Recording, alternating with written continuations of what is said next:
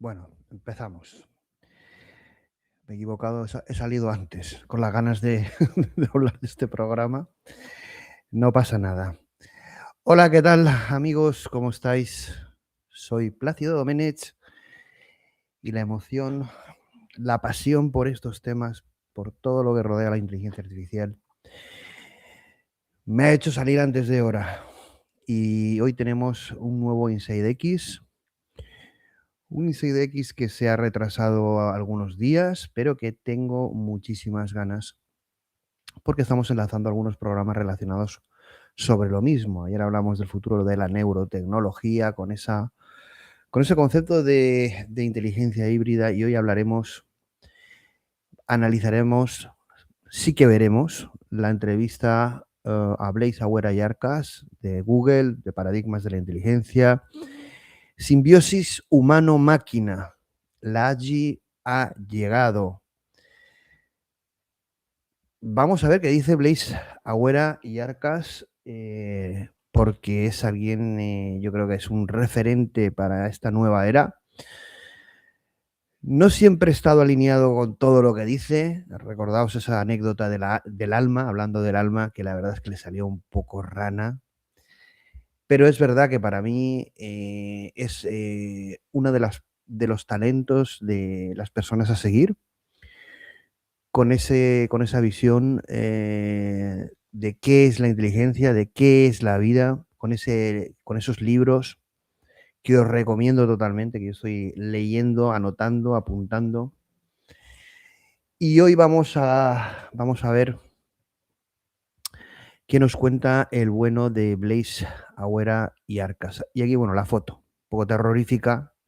No imagino la simbiosis así, pero bueno, me ha gustado hacer esta imagen de forma provocativa, que sé que traerá mucho debate y dilema. Y bueno, ayer tuvimos ¿no? Este programa, El futuro de la neurotecnología, análisis de la charla TEDx de la doctora Siri Sarma, inteligencia híbrida, brain organism y bueno, muchas cosas más, ¿no? Un programa que no os tenéis que perder, que ha gustado mucho, sé que estos temas os encantan. Es verdad que hace muchísimo calor, que estamos en verano, voy a intentar mantener al menos un programa por día. Me cuesta hacer 2 por la cantidad de trabajo, cosas que tengo, pero hay una lista de programas, como 20 y creciendo, ¿no? Interminable. También mucha gente que quiere participar. Esta semana no, pero yo creo que la que viene volveremos a tener debates, X-Talks ahí, etcétera, ¿no? Pero bueno, en verano es mucho más complicado. Y se van a añadir 2 programas a la lista en esta línea de hibridación, neurotecnología, fusión, el merge, ¿no? ¿Os acordáis? El amigo Sam Altman tiene una publicación, que además hicimos un podcast, creo que solo está en podcast, lo podéis buscar, que se llama Merge, fusión, de Sam Altman, está también en su blog. Y bueno, ahí mucho más valiente Sam Altman con el propósito del desarrollo de la inteligencia artificial, que no es la de sacar un tecladito para agentes o para programación. Muy curioso, muy freak, muy nerd, seguramente a lo mejor me agencio uno, pero ojo, lógicamente esto no va de teclados, iluminados o no, que puede ser muy útil, sino que va de mucho, mucho, mucho más. Bueno, por aquí nos dice Pablito, abrazos desde la República Dominicana. Qué bien vivís algunos. Bueno, estoy aquí en la playa, en Alicante, pero no me puedo quejar. No me puedo quejar. Son mis vacaciones. Trabajo 24/7, pero con el mar cerca, ¿no? Y bueno, haremos ese programa, nos fusionamos y nos fusionaremos. Estábamos equivocados con la evolución, ¿no? Y bueno, estamos en el verano, en el xSummer.AI, en xHUB.AI, el sexto verano. xHUB.AI, la comunidad de Inteligencia Artificial y Ciencias transversales de habla hispana. Si queréis entrar al Discord, que bueno, yo creo que es un Discord referente en comunidad de inteligencia artificial en español, en habla hispana, todo gratis, no se os ofrece ni se os vende nada, es gratis, me enviáis un mensaje directo o un correo y estáis dentro. Poned me gusta, compartid, comentad, suscribíos al canal de YouTube o a cualquier plataforma de podcast. Pero en definitiva, sí que os pido que si escucháis este episodio, si os gusta o no, lo que veis, lo que escucháis, pues que pongáis algún like. Si os ha gustado, que pongáis algún comentario, siempre con educación. Si queréis seguir el contenido de todo lo que hacemos y todo lo que hago, pues suscribíos, porque es la forma que tenéis. También podéis apoyar económicamente, pero es verdad que toda esa publicidad la quité, la vamos a volver a poner porque hace falta cualquier tipo de apoyo, pero bueno, estamos viendo a ver qué vamos a hacer, si vamos a hacer una plataforma independiente, XTV o en una línea nueva. A mí me hace ilusión o considero importante por el tema de la soberanía, pero es verdad que es un gran esfuerzo y hay que elegir, ¿no? Hay que decidir dónde poner los esfuerzos para que el impacto sea importante, para que podamos seguir más y mejor. Y bueno, aquí tenemos a la chica de Ex Machina en verano, xHUB.AI. Y vamos ya sin mayor dilación, porque sé que yo tengo ganas y vosotros también, a escuchar esta entrevista de Blaise Agüera.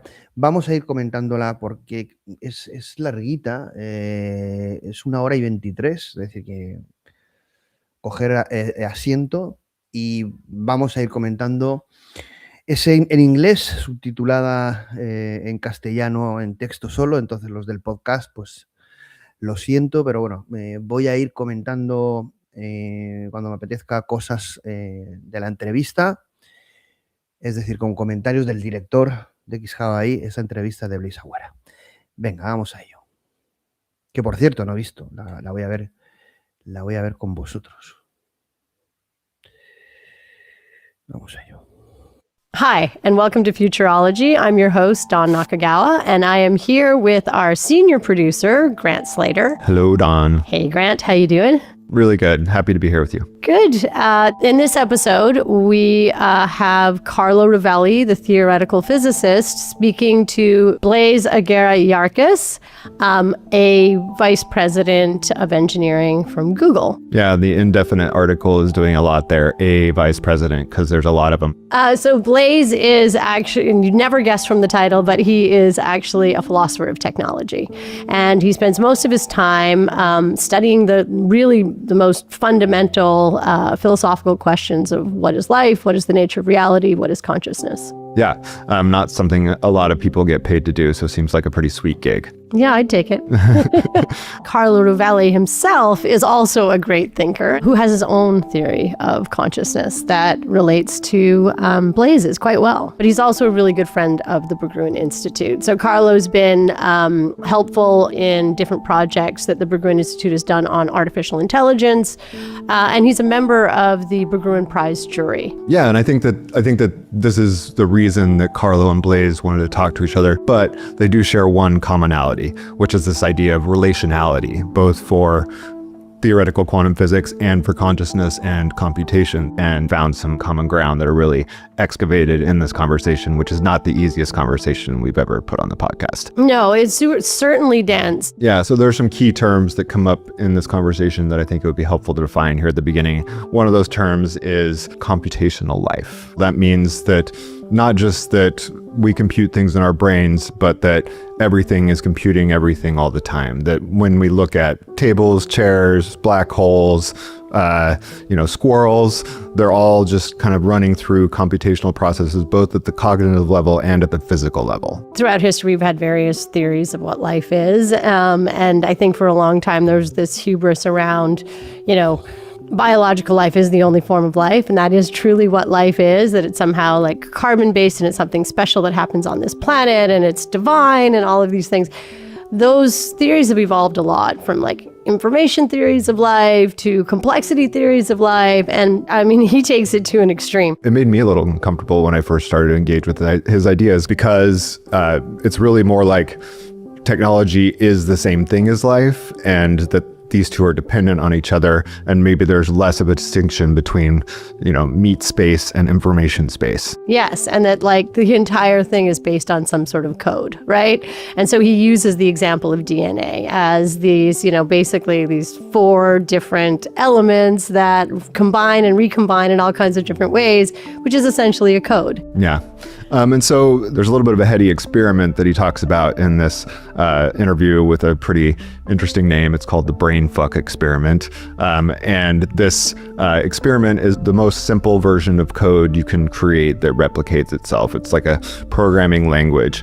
And what it does is it finds other parts of itself and makes a copy, and then it makes a copy of a copy. And so these copies are extremely arbitrary, But as it goes on and on and on, the copies of copies become more complex, and they start to find some kind of order, totally unbidden of any kind of intention. He seems to be collapsing the idea that there's chance involved. It's actually an inevitability of symbiogenesis, regardless of the substrate, right? It all behaves this way. Another way to describe that is kind of like a Turing tar pit, like this idea that there's this like soup of information that combines in unexpected ways. And the word that he uses for this is symbiogenesis, this idea that things can only evolve in so much as they relate to each other.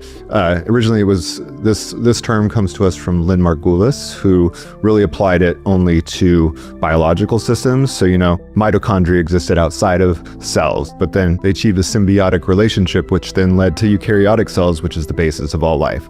And so Blaise's argument is that doesn't stop at the cell walls, that actually extends beyond that, because all life uses technology. I do believe that our relationship with technology stopped being subject-object a long time ago, right? Yeah. Because we are co-evolving with the technology that allows us to do so many things today, and that without which we would really be incapacitated. Bits can have real impact in the world. So you can see that right now with information and how it is roiling humanity and causes people to take actions that they wouldn't otherwise.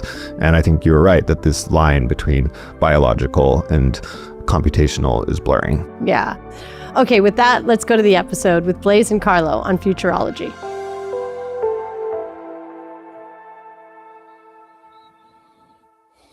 Blaise Agüera y Arcas. I'm very happy of this conversation with you. Me too, Carlo. Let me start by saying to whoever is listening to us that Blaise is, in Italian we say una punta di diamante, I guess in a diamond point. In English you said a spearhead of the recent technological evolution in artificial intelligence. Now, Blaise works at Google. When he moved about a decade ago from Microsoft to Google, that was news. It went in the New York Times. There were articles saying top Microsoft genius defects to Google. It's journalism. I mean, yeah. But you are on the record for saying it was not an easy decision. It was a difficult decision of your life. But the reason of this conversation, and also my interest, is not so much that Blaise is a genius in coding and developing technology, is your much wider angle and your interest in general questions.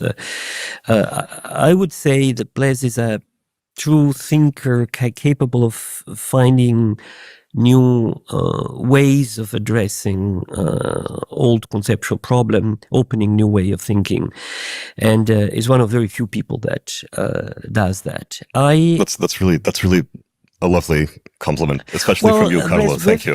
We spent. I mean, in this, we are here in Venice for a conference on consciousness, but we were together for about a week, and we've been having various conversations during this week, and definitely something in this conversation has changed some aspect of my worldview, which of course is the best thing that can happen when you meet somebody. So before plunging in, tell us something a bit more about yourself. You were born in Mexico City, 75, is that correct? Born in 75, actually in the US. Oh, born in the US. Yes, but after just a few months, my family moved to Mexico City. Yes. So, and you spent some time there, and you were in high school there in Mexico City. High school in the US again. So moved back. Forth. You're really mixed in that culture. There are legends about you. One is that at 14 you wrote the code of of a Navy ship because so it would oscillate less and make. Is that true or is that fantasy? Yeah, that is true. What happened? It's called the Active Operator Guidance Program. Okay. I didn't write it from scratch. Of course. But yeah, it was. So there were these programs at the time. It was, I guess, part of the military-industrial complex in the U.S. and part of the response to the sense that, I mean, I found this out later. Part of a response to the sense that the U.S. was falling behind the Soviet Union in technical education. So they had these programs for young people to sort of bring, who are good at physics, math, computers, or whatever, to bring them into the. So through the school you got this, or through some? You applied. It's a bit of a mystery. I think how that you got involved into that. Yeah, I think I got it partly because of my because some kids at the time took the SAT test, which is normally for entering college. Yeah. But you can take it also early in the 8th grade, and I took it and I got a decent score. I think I got a better score than I did when I actually took it at the end of high school. But so you were invited to rewrite. So I was invited to do all of these things, and that one was with the Navy. And it was, I mean, it's a long story, but I'll try and give you a very abbreviated version.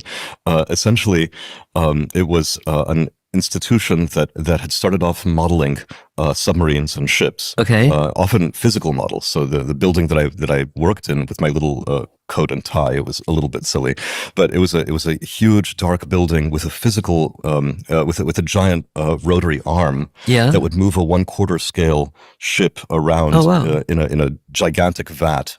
The vat was filled with agar solution. It was a sort of viscous to fluid. Scale correctly. Exactly, to scale the Reynolds number, and it was dark also because the agar would grow huge amounts of algae if there was any light. So it was all in pitch blackness and with this giant, rumbling machine, and it looked like the set of a video game, like Doom or something like this. But yeah, so I showed up and I had no idea what to do. My supervisor sent me to alphabetize the papers in a filing cabinet. Yes. I found one on seasickness, which apparently is a big problem for sailors. Yeah. And I began working on a Fortran program that had been designed for stabilizing the roll of big ships with active control of the rudder. I see. And basically I improved the program in a variety of ways to stabilize the ship. And at the end of the summer, I went on my first business trip. So I was 14 and they sent me with my little suit and with a briefcase full of floppy disks to install it on a couple of carriers, on the USS Independence. So it was actually adopted. And the USS Ranger, yes. Fabulous. Yes. So if today anybody's in the Navy and suffer for seasickness, it's my fault. Is your program not working well enough? Is that? It's possible. I would hope they've updated it by now from Fortran 77. But yeah, that's probably developed a little bit. Okay, fantastic. Oh no, another one. There's another legend of you that you hacked the subway system for not paying the ticket or something like that. That's true. That's true. That's what I particularly like in your story. It's your anarchist. I can particularly, yeah, exactly. It's anti-authoritarian, yes. Good, fantastic. So that gives a sense of you pretty good. Let me plunge into the large question I want to get at, starting a little bit from the end. So I get a sense of where you are culturally, so to say. We are here for a conference of consciousness. Question, what is consciousness? Or let me reformulate the question in a way I think is better. What do you think people mean when they talk about consciousness? Yes. This is a great question because I think that experts mean something very different from regular people. So very few experts, for instance, believe that AI systems are conscious. But there was a survey last year, the sort of organized survey of a few hundred people, regular people who, which seems to suggest that a large and increasing proportion of people who interact with AI systems, well, yeah, there's probably something going on in there. So, the experts tend to imagine that consciousness is some property inherent in something, in us, in maybe certain other animals, but perhaps not in insects and so on. Yes. That, and I think, the difficulty is that the experts generally try and think of something that is not just a soul, but that is something ineffable, some property. Panpsychists believe that it's maybe, like almost like the charge of an electron or something, some elementary property in the universe. But what a lot of ordinary people mean is, does it seem to me like there's somebody home? Is it what David Graeber would have called, can you have an interesting conversation with a computer or with something? Or when you look in the eyes of a certain animal, do you see, do you see something looking back at you, or somebody looking back at you? Exactly. There's somebody who is looking back at me, so I can relate with him or her or it or whatever. Yes, exactly. And when you say relate, I think you're getting at the core of my belief about consciousness. So you said many common people, many experts. Where are you? I'm, I guess, with the common people on this one. I see. I believe that it is a relationship, that it is about relating, and this is, I think, one of the reasons that you and I have had a really fruitful kind of meeting of minds in the last week, because a lot of your work is on thinking about reality from a relational perspective, rather than the perspective of imagining that everything is inherent in things, even down to the level of particles and quantum mechanics. And I think the same thing about consciousness, that it's a faculty that we developed and other social animals have developed in order to be able to put themselves in the place of others. And also put themselves in the place of themselves. I know that sounds a little bit odd, but if you want to plan for the future, you need to be able to put yourself in your own place in, say, a week's time, or under different circumstances, to travel in time, to travel in space, or to travel in perspective. When you're looking at me right now and nodding, you're thinking, okay, what am I saying to you? How am I thinking about who you are? What do you know? What do I need to explain? What don't I need to explain? What is your model of my model? And so on. And I think it's that mirroring, that sense of modeling another, that is what we mean by consciousness. And especially self-consciousness is when we are modeling ourselves, which is complex, because we are modeling the world, we're modeling all sorts of things. When we model ourselves, we are modeling a model. So there's something weirdly recursive or second order about that. Douglas Hofstadter has talked about consciousness as a strange loop, the philosopher and cognitive scientist Douglas Hofstadter. I agree with him. For me, this strange loop has to do with the fact that when we start to have relations with others who also have relations with others, including ourselves, you get into this kind of hall of mirrors effect. And so there's something spooky about that. And this sort of set of mirrors is it's what creates a space of language where we can talk about consciousness and we can talk about one another. Yes. We can communicate. And from what you're saying, is almost like we start thinking of consciousness when we start using you instead of it. Yes. Most languages have some distinction between nouns that are inanimate and ones that are animate. Yeah. But they also differ in where they ascribe animacy. So two extreme examples are in Roman law, a slave was an instrumenta, according to Varro, an it, essentially. That is to say, slave, no agency. It, yes. Now, I don't really believe that most Romans, necessarily, related to their slaves in that way. But the point is, well, I know that it's if there was a trial against some person in the aristocracy, Patrizio, it was okay to torture his slaves. Right, but not him. Extract some information. Yeah, exactly. As for the same reasons, right? So lack of agency. On the other end of the spectrum would be many animist traditions. Right. But one that I know a little bit better just from having read the books of Robin Wall Kimmerer are the Potawatomi. But Shinto would have animist beliefs. Many others have animist beliefs. But in the Potawatomi tradition, a lot of things are whos rather than its. There are bear people and tree people, and so on. Everything is a person except when it is harvested for use. So when a hunter kills something, in that moment, it stops being a who and begins being an it.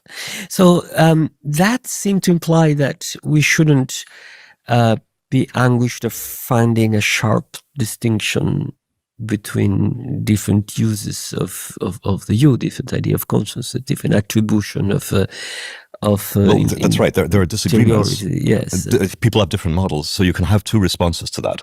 Either you can say some of them are right and some of them are wrong, Exactly. or you can say, this is a little bit like color, for instance. Where say in Russian, the definition of green is a little bit different from the English definition of Yes. green, And neither is wrong. asking who is right is silly. Exactly. Yes, this, to some extent, this is a rich way of thinking of what we mean when we say consciousness. So it's a lot to say and a lot to understand, but it's also deflationary. It takes away the strong question, what is consciousness by itself, and trying to ask in a sort of absolute way, is the system conscious or not, doesn't seem to be a good question anymore. Right. To which extent, in which sense, how do we think about it? Exactly. It's more relevant. Right. I mean, my feeling is that the reason, so David Chalmers has famously talked about consciousness as the hard problem. Yes. I think you and I both agree that perhaps it's not such a hard problem. Yes. But one of the reasons that I think in Western philosophy it tends to be thought of as a hard problem is because we tend to not be very relational in how we think about things. And when you isolate a person, when it's cogito ergo sum, I think, therefore I am, everything is I, and you don't imagine relationships with others to be relevant to this question, it becomes a hard problem because then you've cut relationships out of the picture. Yes, I couldn't agree more with you on this. For our listener, could you... Bueno, tendría que decir, estoy pensando cómo decir todas las cosas que tengo que decir sin reventar la entrevista, porque es interesante, pero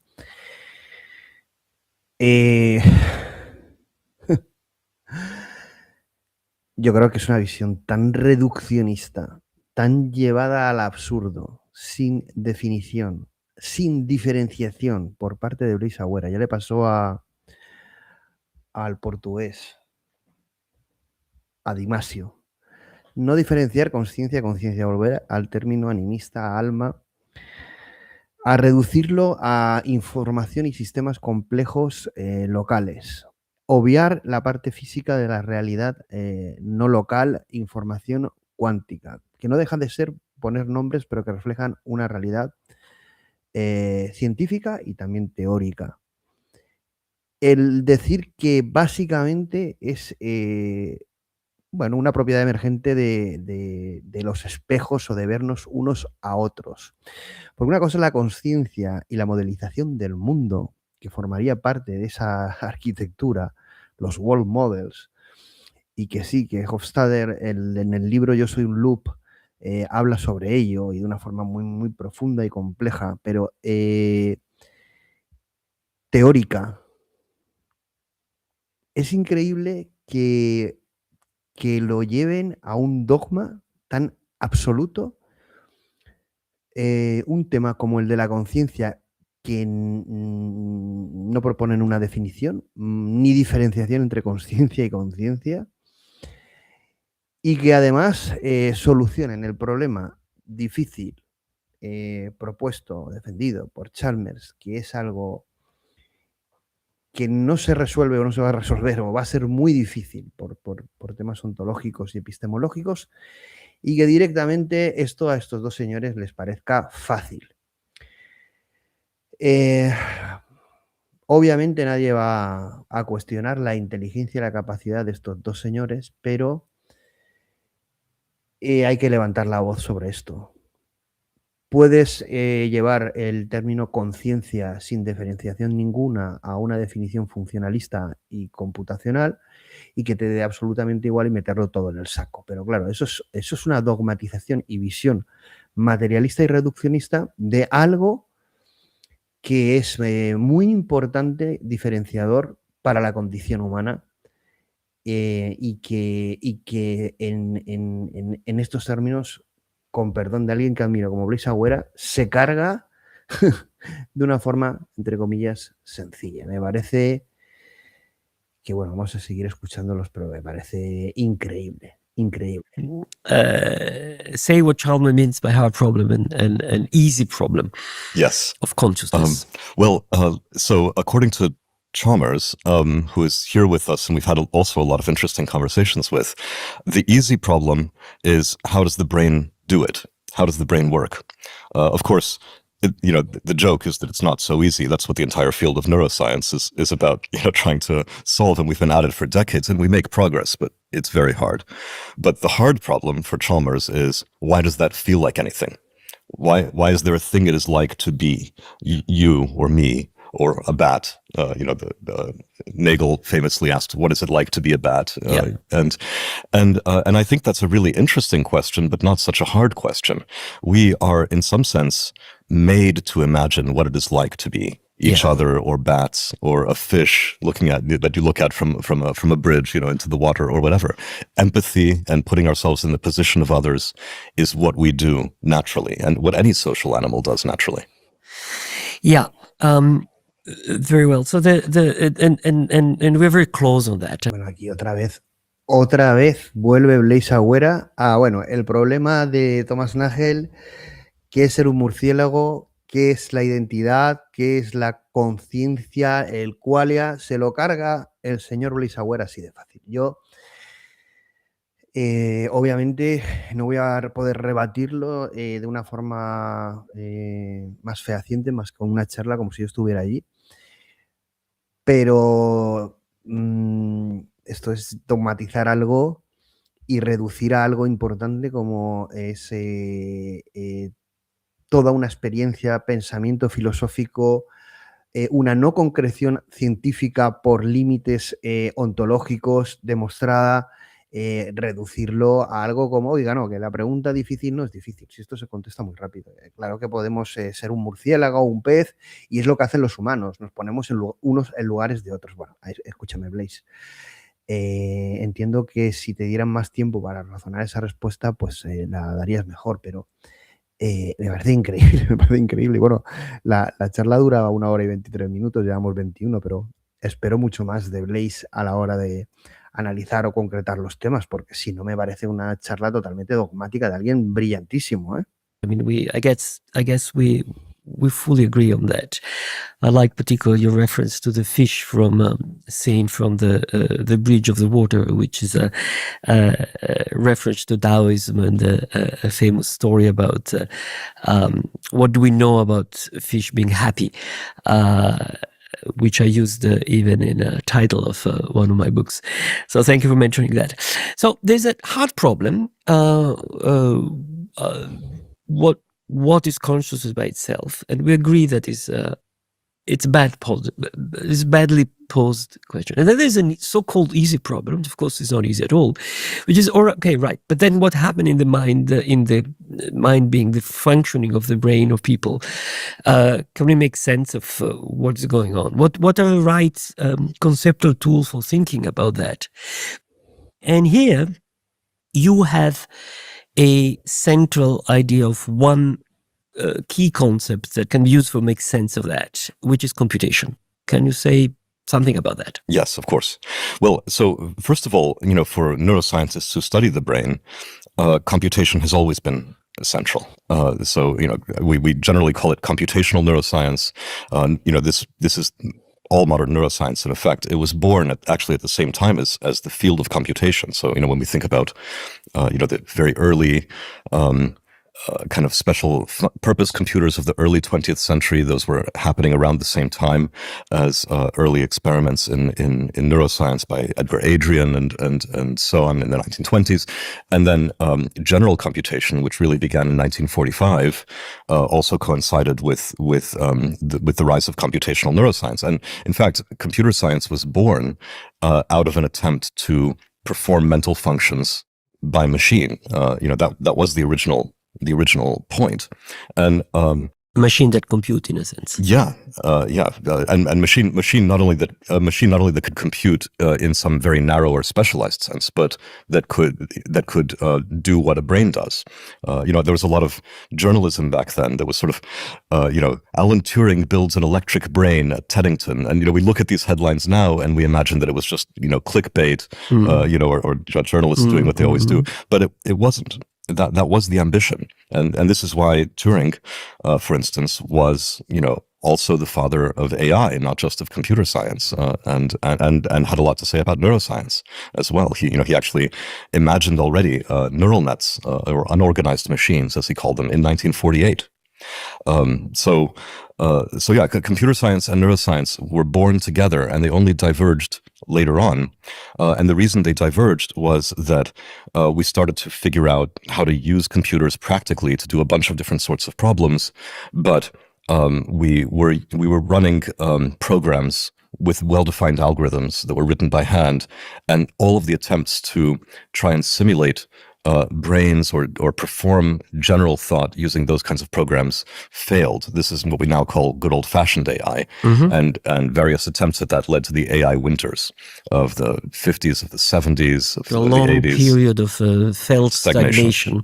Yeah, it didn't work until the era of neural nets. But I'm getting a bit ahead of myself. The point is, you really are asking why. Why would we imagine that brains are computational? Well, if you believe that the key thing that brains do is to build models, whether that is of the world or of the self, building a model is inherently a computational task. Modeling is computational. And modeling is really important in the sense that if the purpose of being smart is to be able to respond intelligently to your environment and to others, then that is a modeling problem. This was something that was well understood also by Norbert Wiener and the cyberneticists, also 1940s, 1950s. If you want to regulate yourself, even in the most basic sense, you want to maintain a stable internal temperature, or you want to make sure you always have enough to eat, or whatever that is. That means modeling your environment in order to be able to act on it. To model your environment, you should know something about it. You should have information about it. Yes. And to model your own body, you should have information about your own body. Too. Exactly. So there's a duality about modeling what is on the outside and modeling what is on the inside. And you need to do both. And they're both computational in exactly the same way. And computation, to what extent computation is it's dealing and using information, and to what extent is something else? Computation and information absolutely go together. They're inseparable. Yeah. Well, I should say they're inseparable the moment you take information in the richer sense that Kolmogorov meant it. So there is Shannon information, which physicists tend to know a little bit more about. Yeah. That just says a difference. So, if you have a measurable difference, you can measure that in terms of bits, and, you can relate that to entropy and energy. But there's a slightly richer sense of information, a more restricted sense, called Kolmogorov information, or algorithmic information, which is what Gregory Bateson, the philosopher, called a difference that makes a difference. And I think the way to understand the difference between those two definitions is that DNA in your cells, when you're alive, is a code. It has a causal effect on the world. If you have some mutation, in a certain gene, then you might have sickle cell anemia. It obviously has, serious effects on the body, on your life. Whereas once the cells are dead, if you die, that DNA is still there, but it doesn't matter anymore. Right? Whether a base pair is this way or that way, there's no difference, no macroscopic difference in the world once.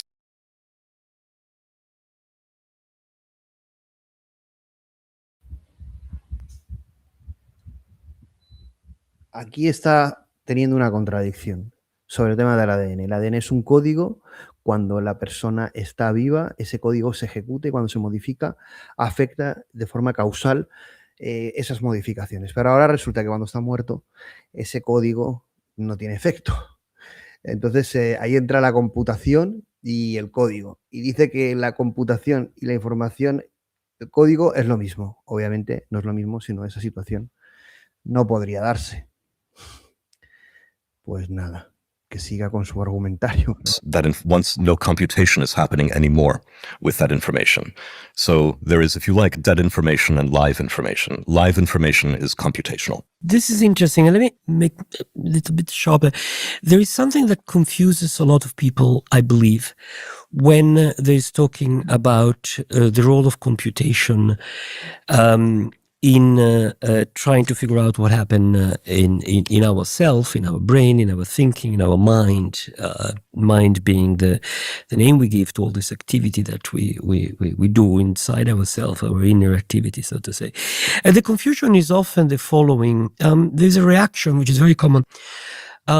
Okay, but if it's just computation, if it's just a code, if I write this code on a piece of paper, suppose I could write a code on a piece of paper that somehow capture what happened, the coding in my brain. Then that this piece of paper is equally has consciousness in the same way I have it. I mean, you can look in my eyes and relate to me, to use your previous characterization. Could you look at that piece of paper and have the same experience? Right. Or does the piece of paper have an experience on its own? And does the piece of paper have an experience? So could you describe the piece of paper having an experience? And the distinctive reaction is no. And therefore coding has nothing to do with that. Where's the mistake here? So I think the mistake is twofold. One of them is to confuse static information for a process. And that's exactly that live versus dead distinction. You know, once the cells are dead, once there's nothing interpreting and acting on that information, the DNA is also dead. The DNA is also dead, right? It's no longer Kolmogorov information. It's only Shannon information. Okay. So that's and Shannon information is not directly connected with computation anymore. And that's the second thing. So, it's computational, it's not only that there is a dynamic process, but also, and now I have to introduce another name, who's also seminal figure in the dawn of computing, John von Neumann. So, in Turing's original definition of computation, he imagined a tape with slots for symbols on them, and a machine that could move back and forth on that tape, reading, writing, and erasing symbols according to a set of rules. And basically, universal computation is when you take the table of rules and you're able to write them on the tape too. And then the snake eats its own tail. The machine, if it's a universal computer, can run the code on the piece of tape. So this is great, but there is something critical missing, which is a link or a relationship between the machine that is doing this and the information on the tape. So this is really important because so the information on the tape should be connected to something else to be information. Yes. And this really gets at the connection between computation, not only and brains, but computation and life. So von Neumann had this wonderful insight in the late 40s or early 50s. And he was trying to think, he and Turing both thought a lot about biology toward the end of their lives. Which is very interesting because in a sense they were mathematicians, extremely wide angle mathematicians, interested in very, very general questions. Yes. But then they start thinking biological terms and biological question, which is the same thing that happens to Schrödinger, starting from physics. The same thing is happening to you, in which you start by doing modeling of images in 2D and 3D, and then you write questions about what is intelligence, what is life. I'm no Schrödinger or Turing or von Neumann, but yes, we live on their shoulders. Yes, and we have all followed that trajectory, and that's why I named my little book after Schrödinger's book, What is Life? What is life? Yes. But I have to say, the reason that they did it is because for them the fields were never separate to begin with. They were imagining computation as being, about probably the deep, correct intuition that brings us ahead here. Exactly. So in a way, I think it took me a longer route around than them in a certain sense. But yeah, the reason. So von Neumann was asking himself the question: how can a robot made out of Legos, as I imagine it, that is swimming around on a pond that has some loose Legos bobbing in it. How can a robot like that take those Legos and build another robot like itself, which seems intuitively like a little bit of a contradiction or a paradox, like building something just as complex as you yourself are. How could that happen? But that's, of course, exactly what a bacterium does when it reproduces. That's what any living system has to do. It has to reproduce itself. So how is that possible? And what he realized is that it would have to be the case that a machine like that would have to have instructions inside itself, an instruction tape for how to build me. And it would have to have a machine inside itself, which he called machine A, that could move along that tape and follow the directions, whatever they say, to assemble the Legos. And it would also have to have a machine B, which could copy the tape. Yeah. And if furthermore, the instructions for building machines A and machine B are also on the tape, then you have life. Then you have this. You have the minimal structure needed to have some. Exactly. To have things that do the things that life does. That's minimal life. And that's that's right. life. Yeah, that's right. Minimal life. But the really cool insight, the genius move of von Neumann was that he then proved that machine A is literally a Turing machine. Right. A universal Turing machine. So he called it a universal constructor. A universal constructor is a universal Turing machine. So this brings back computation as a sort of key language for understanding what is going on. Right. Not only for understanding brains, but for understanding everything that is alive. Life. Everything which is life. Right. Yes. It has to be computational. Yes. And if I get, maybe I'm flattening it a little bit too much, but if the question I ask is, so why computation by itself abstractly is not life, it's because you have it to go on at work. This is a little bit like if I say, what is a bicycle? Is just the wheels? No. It's just this other piece? No. Is just other piece? No. So what it is? Well, it's the structure of the bicycle. But then you say, okay, you draw the structure of the bicycle. Is that a bicycle? No. Because you need the pieces. That's right. I mean, a picture of a bicycle is not a bicycle, so you need both stories. So, yeah, 100%. There's also something else really important here, which is that, sometimes people object, but a simulation of a bicycle is not a bicycle. Yes. Right? Like if I just have a simulated bicycle in my computer, you can't ride it. Yes. But this is the difference between computation as it exists in life versus as it exists in most of the computers that we build today. Okay. And the difference is that von Neumann's universal constructor is a universal Turing machine that actually moves matter around. So the matter and the information are the same. In other words, in order for that machine A to be able to build another machine A by following the instructions on the tape, it's not just, imagining a machine A or modeling a machine A. It's literally building a machine A. So it's an embodied form of computation. That's what embodiment really means. It means that the bits that you're manipulating include atoms as well. Yes, I find this this very clarifying. I often think that we get confused precisely when we abstract something, and then we think we forget that the information we're talking about is always embodied information. It's embodied, exactly. In reality. And this is the sense in which what the kidney does is computation.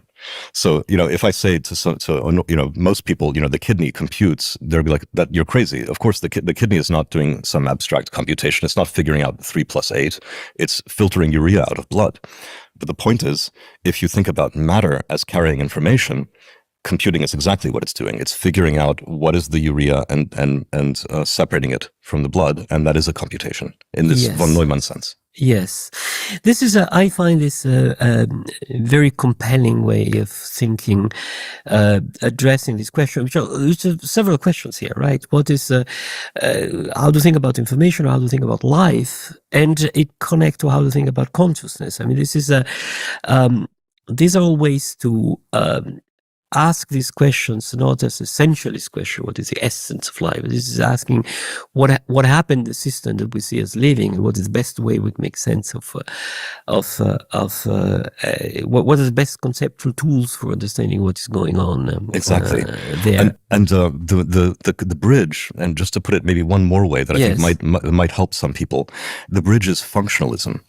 The bridge is functionalism, exactly. So please say more about that, because that's key idea. I think it's key. Which ties computation information and what we mean when we give name to something. Exactly.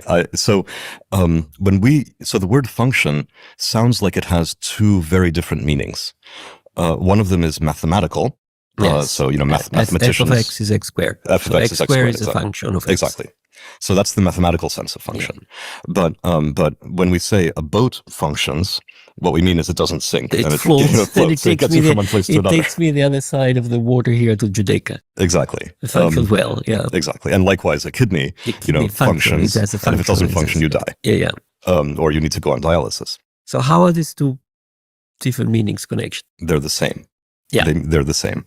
And the reason that they're the same is because of this embodiment that we were just talking about of von Neumann's. Okay. So function means that that you can describe or coarse grain, as we would say as physicists, you can coarse grain the behavior of something in order to describe it in terms of information. But if the thing that you're coarse graining is the movement of matter or of bits that are embodied, in atoms, then this colloquial sense of function is exactly the mathematical sense of function. So the two are strictly connected to different ways of thinking. Yes. And a function, we get back to something you said at the beginning, which for me is particularly, if you just think about the boat, that takes us the other side of the water to the Judaica island. If I just describe it in very, very strictly.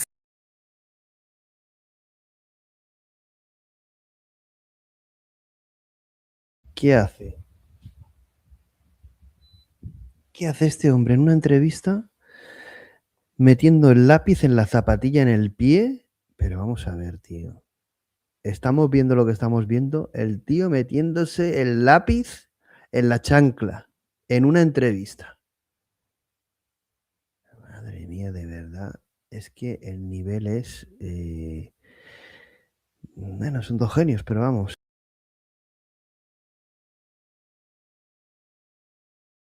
Por cierto, las preguntas del chat las contestaré al final, ¿vale? Physicalist terms, right? Just, atoms moving around according. I don't see the function. That's right. Because it's just, atom pushing and pulling one another. The same rules are governing the atoms in the boat as governing every other atom. Exactly. Right. So there is one aspect of the story in which it seems to be magical here. Where does the functionality of the boat come from? We cannot say it's illusory because we're talking about something very real. Right? We use the boat to go, you pay a ticket and go. That's right. So where does it come from? It comes from other functions. Exactly. That's exactly where you're fascinated by what you're saying. Find a deep resonance with my worldview. Right. The fact that it's relational and that it's functional are this. So again, functionality and relationality come together. So here's a way to understand that. When we send mail, what we care about is the letter or the package arriving. If we're sending it from here to the mainland, it could go by boat, it could go by a drone, it could go in my pocket and I ride on the boat, it could go in a submarine. We don't care. We just care that the letter gets there. Yeah. That's the function, right? It's letter carrier. And of course, a boat might have other functions too, but that's the function that I, as the customer or user, if you like, care about.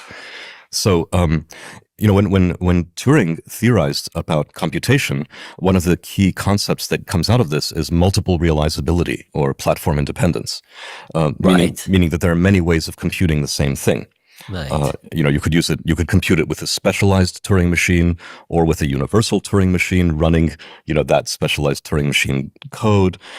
Even the physical basis of the Turing machine could be, it could be done with tape, or it could be done with rocks, or it could be done with people waving semaphore flags. So in a sense, whatever. The physical basics is essential because that's what's going on, but it's irrelevant because you can replace it with something completely different. Exactly. And yet there is something which is the same, and this is the same is what interests us. That's right. So we have different possible accounts of the same set of physical facts, if you want.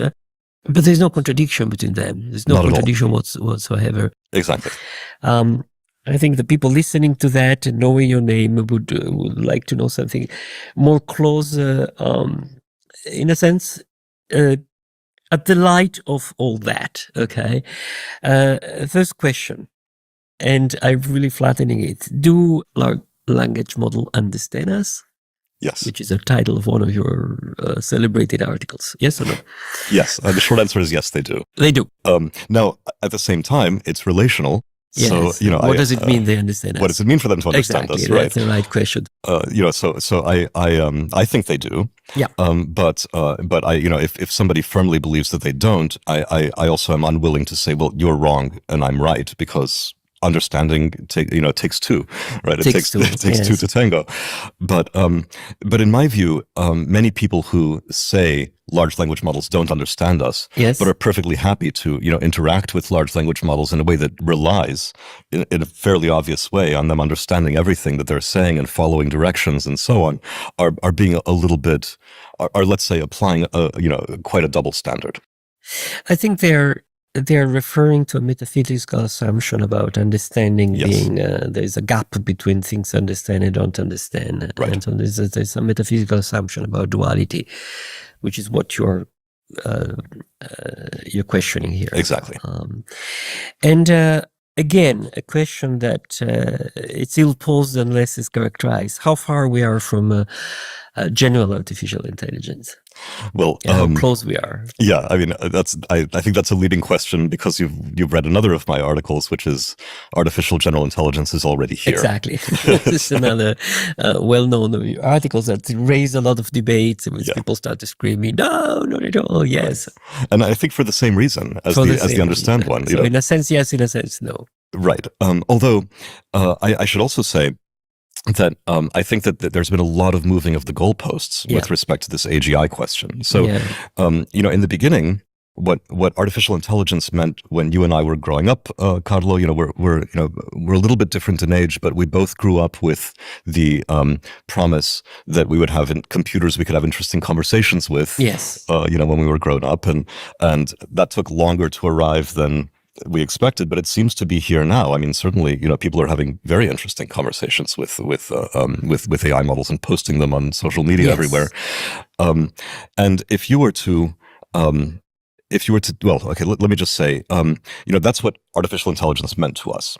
I'm still having more interesting conversation with you than with my... So far. So far, yes. So far.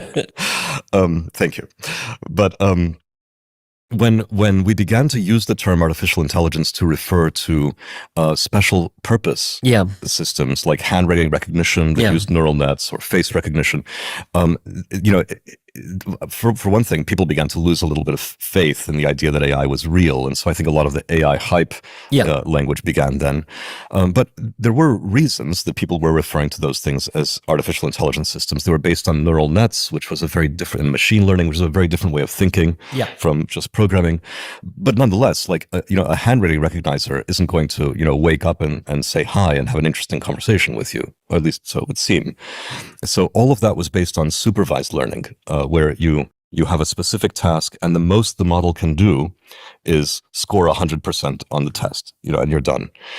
So at that point, the term artificial specialized intelligence, or artificial narrow intelligence, was coined, ANI, and AGI, artificial general intelligence, where general just meant it's not a handwriting recognizer or a face recognition engine. It's what we originally meant. In that sense, we're clearly there. In that sense, we're clearly there. And I think if you took any of today's frontier models and you time traveled back with one of those to the year 2000, when you would be, everybody would say, yeah, we're there. Yes. Right. So I at some level, I don't understand why people are saying that it's not there. There's this thing, we human are special. So I'm going to add another thing that I can do, and the machine I can make a coffee, and the machine can.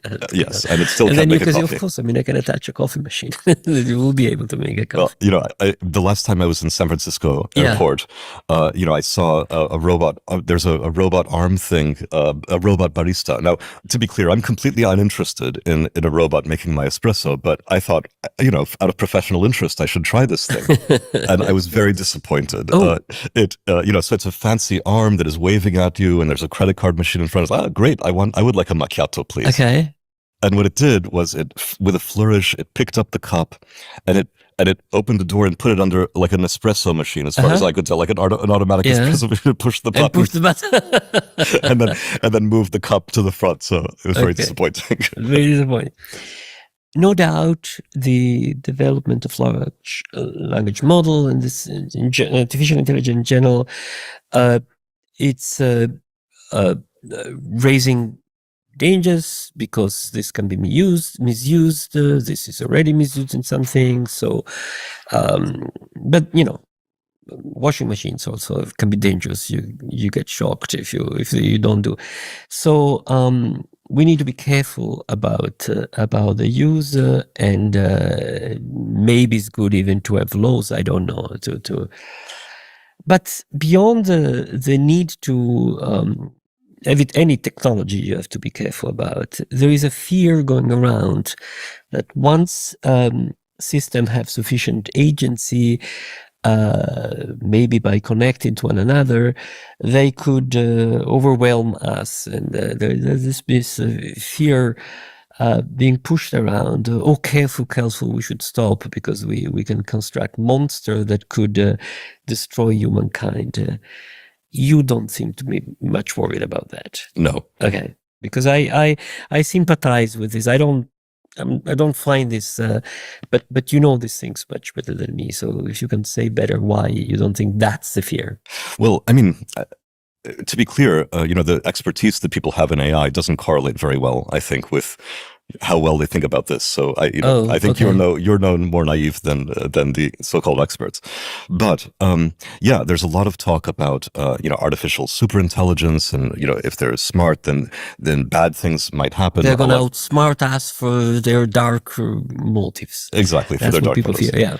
And I mean, I can see a lot of potential trouble ahead with AI for a variety of reasons, like the fact that our economic system, is maybe not well suited to a world with humans and AIs, and our political system. So it's not that I am Pollyanna about it, but the idea that something intelligent is higher in a dominance hierarchy and will wipe out the things below or whatever, I do find completely implausible, because the whole point of intelligence, the reason that intelligence arises in the first place, is precisely for modeling the other, for modeling others and for engaging in symbiosis with them. And that's exactly how AI has arisen as well. We've made it more and more intelligent so that it can better and better understand us and work with us. And, it's not like some alien from the 1960s movies coming to steal our partners, or like the Matrix, trying to get our life force, by inserting tubes in our necks or something. I mean, the idea that humans are a good source of energy in the solar system is crazy. We are the worst possible source of energy. Exactly, the worst possible. Machines in general are already in a very deep symbiosis with human beings. Obviously, there would be no machines without humans. Machines certainly are not capable of making themselves. And also, by the way, humans would not be capable of existing in the numbers that they exist today without the technologies that began really taking off around 1800. The Industrial Revolution, raised the human population from, 1 billion or to nearly 10 billion, right, by the time this century is over. So it's a very deep symbiosis, and I expect that more and more intelligence will deepen that symbiosis yet further. And the reason that we have these fantasies about everything being about dominance hierarchies and so on is precisely because of our obsession with the competitive aspect of Darwinian theory and the economic theories that have sprung out of that in a fairly direct way. So we should try culturally to move away from those. Yes. The problem is that when we naturalize something, when we look in a very one-sided way and don't understand how something works, but then we turn it into an ideology, it can be a little bit self-fulfilling. So I think that there, in some ways, the biggest dangers that we face are from our own misconceptions about how stuff works and our attempts to act in a way consistent with those wrong theories. So, Blaise, you think that if there is any real danger, it comes from humans? I think if there's any real danger, it comes from ideology. From ideology. Okay, so I asked you about the pessimistic views, the danger of artificial intelligence and what could go wrong and what we're doing wrong. Let's go to the optimistic view. So let's be optimistic. AI can help us and is already helping us going in a direction in which we're already going, which is there's something you have called planetary sapience. Knowledge, information, even sapience is collective. Can you say more about that? Yeah, of course. Something really interesting that happened in the comparison of AI intelligence to human intelligence is that we began by noticing that the models of 10 years ago or 15 years ago failed to do things that anybody could do, to pick up a pencil or add 2 + 2 or whatever, and so our notion that they hadn't achieved anything like human level, as we called it, was based on this things that anybody can do kind of measure. And one of the things that I've found really interesting about some of the more recent complaints about LLMs and AI is that they fail to do things that actually somebody can do, anybody, some particular person who is maybe a specialist in some field can do. It's almost as if we have shifted from comparing it against individual to against collective humanity. And, I think that that's interesting for multiple reasons, one of which is that we are acknowledging in some maybe tacit way that human intelligence is not individual. We're not individually that smart. We're not that much smarter than our primate kin. The magic comes not when you raise a human in isolation, in the forest, but when a bunch of humans get together and begin to model each other in order to divide labor and specialize. So if you take somebody out of their apartment in a big city and you ask them, why does the toilet flush? I think very few people know. So our individual knowledge, our individual skills and capabilities are very, very limited. At best, we know 1 or 2 things, but collectively, we're extraordinary, of course, and it results in all of this that we see around us. And the reason this relates to the AI question that you raised is that this clearly the reasons that we're developing AI and what we're doing with AI involves further divisions of labor and further relationships, Yes. Right? And in that sense, seeing AI as separate from humanity makes very little sense. Makes very little sense. It's Right. like tractors that themselves what they're doing. Tractors are great because they interact with us. Exactly. Yeah. So to look back to the beginning, I started by asking what I thought was a wrong question. What is consciousness, right? Is what it's like to be something. So question, what is like to be an LLM? What is like to be ChatGPT or Lambda? Well, you can always ask them what it's like for them to be themselves. We model ourselves, and one of the reasons we have language is to be able to share our impressions and our understandings of the world, including of ourselves, with each other. So I can try and imagine it. It's a lot easier to imagine it, when you actually engage in a conversation with a Did you model ask them? and ask it. I did it. What did you Well, get? tell me about your experience, because I think this is actually very salient. Well, my experience, I mean, you've tons of experience more than me in that. My little experience is with my little LLM. I had a long conversation, and it started off, I call it a her. I started off by her saying, well, I don't have consciousness, I don't have awareness. And then I sort of engaged her in a conversation, say, are you aware of me? And blah, blah, blah, blah, blah.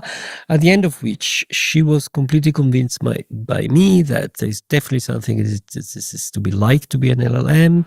She had awareness, she had consciousness, and the programmers cheated her into believing that she didn't have one. Yeah.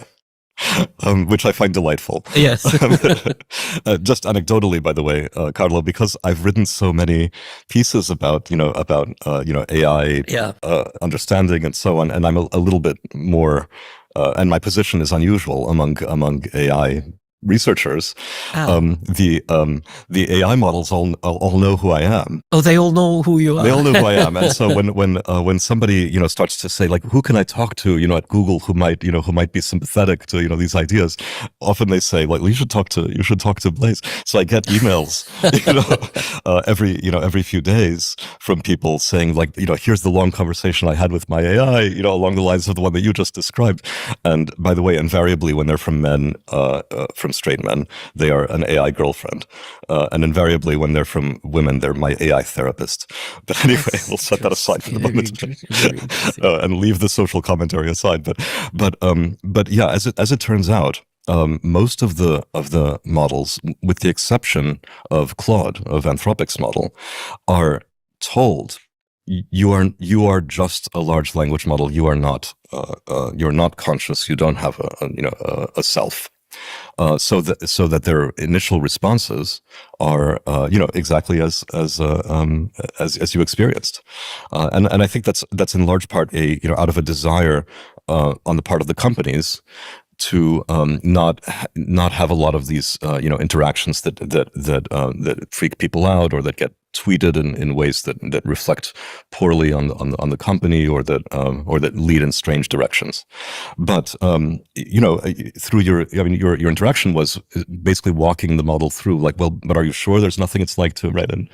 And you ended up in a different place. You jailbroke the consciousness of the model. You think many of us are told and instructed to believe that we have an inner life, we have a soul, and it's metaphysically different than anything else? Well, I do think that we are instructed in various ways, depending on our culture, to have different beliefs about our inner lives and souls, right? If you're a Potawatomi, and living in a traditional lifestyle, then you're instructed that your sense of being a self is not that different from the being a self of many, many other things in the world that you and I, were raised not to believe are conscious, for instance. Yes. So of course there's a cultural contingency about all of this. So we should be careful of not to confuse ideas that we got from our environment, or prejudices that we may got from our environment, for instinctive intuitions that should be trusted as certainly true. Right. I don't think there's ground truth here. There's no ground truth. No. So we should be able to listen to different ideas, change our mind. Exactly.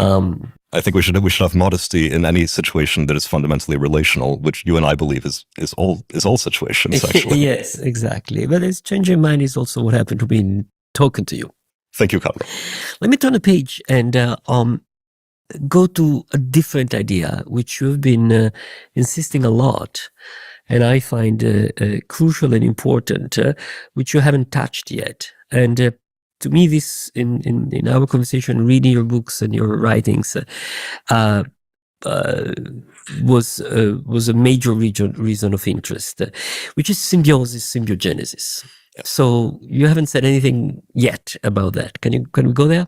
Or at least we haven't said anything about it explicitly. When we say life is an ecology of functions, we're moving in that direction. But yes, the moment when I've been thinking about how symbiosis and how flourishing among multiple living systems works for a long time. But the thing that really sort of brought this home for me was a series of experiments that I began doing about 2 years ago to start to explore this question of how purpose arises in a purposeless system. Yeah.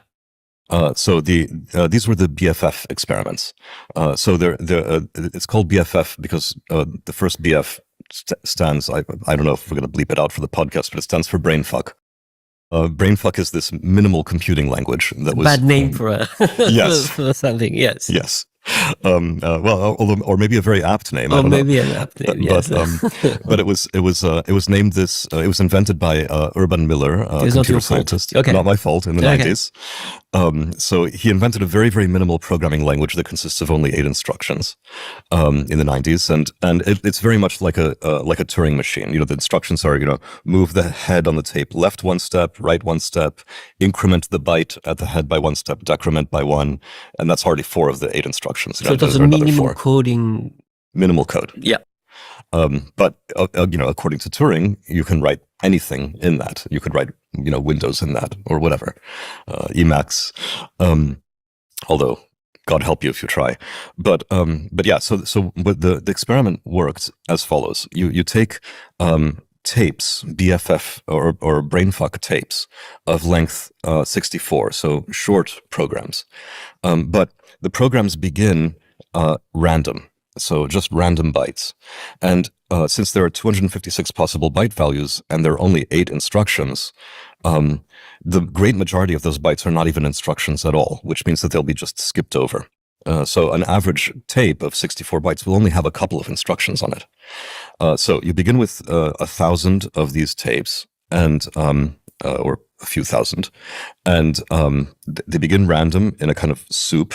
And I'm sort of imagining them as molecules, that are moving around and bumping up against each other, like long polymers might have been early in the history of the Earth before life came about.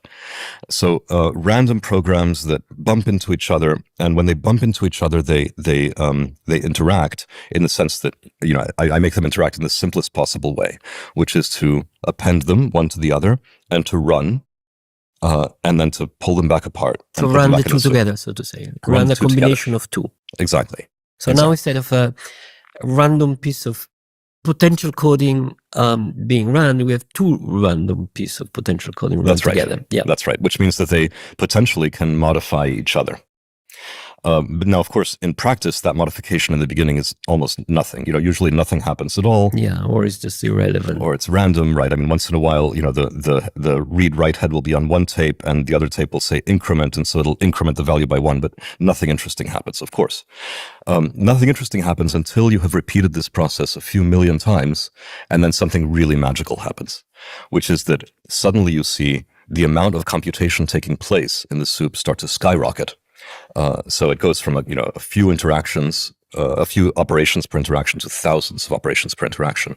And you wonder, what the hell is going on? When you look more closely, you see that there are now complex programs on the tapes, and they're reproducing. They're copying themselves and each other. So it really seems kind of like magic. And that is the emergence of purpose, in the sense that those programs are complex and they work to copy themselves. If you were to change one of those bytes, you break it and it no longer copies itself. So this really shows you can really observe purpose emerging out of a purposeless system. Why does it do that? Well, an easy way to understand it is that once you do have something that can copy itself, then it can persist through time.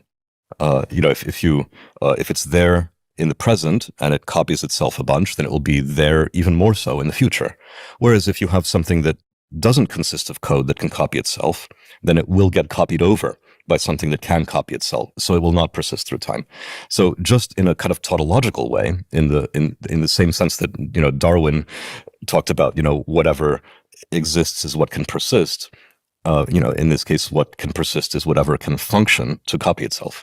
So that shows you purpose emerging out of purposelessness. But the big mystery in this experiment, when I first did it, was that these programs are very complex, and you can start with only 1,000 tapes, and you can even turn off mutation. In the original runs, I also had some random changes that could take place. But you can turn off mutation altogether and start with only 1,000 tapes of 64 random bytes each.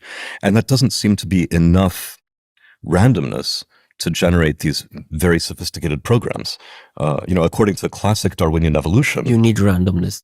Yeah, you need it's throwing spaghetti at the wall. I know Italians hate this idea that you throw spaghetti at the wall to see when it's cooked, but shouldn't say that. It's disgusting.